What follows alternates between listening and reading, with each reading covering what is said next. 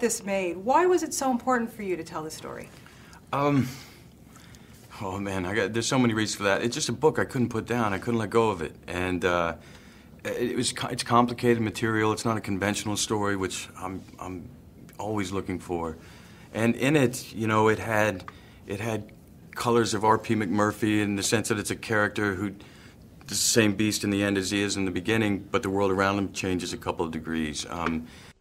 Millions of people in hundreds of cities will turn off their lights for an hour. Earth Hour is a way for the citizens of the world to send a clear message. They want action on climate change. Gosh, what's going through my mind? I guess I'm excited. Like, this is my first morning back. I haven't seen Dan and Rupert for ages.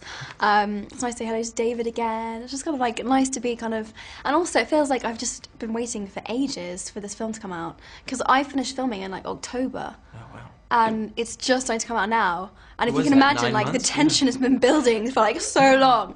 And I mean, I only saw the film like a week ago, and absolutely loved it. So I'm actually, it's quite exciting actually. It's quite nice to kind of be back and be publicising it, and like, it helps that I really love this film. Really love this film. So yeah.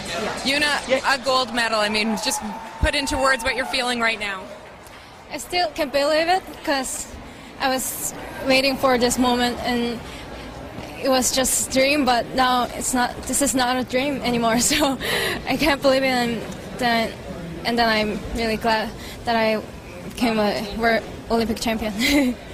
What does this mean, do you think, for skating in South Korea to come back with a medal like this?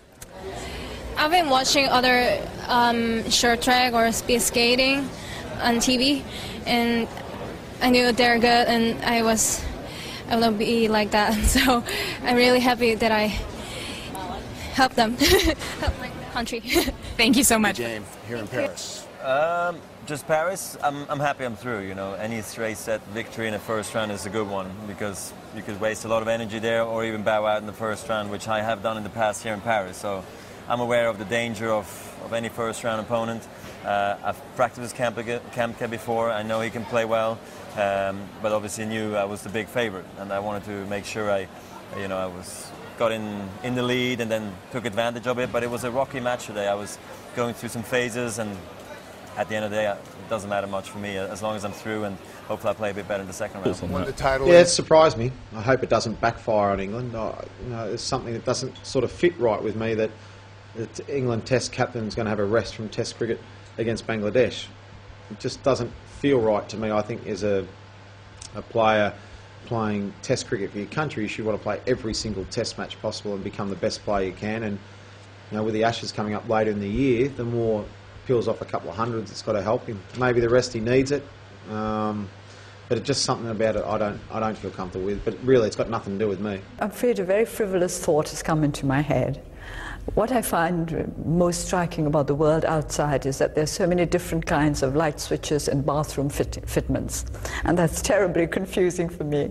But the warmth of the people of the countries I've visited, this has meant most to me.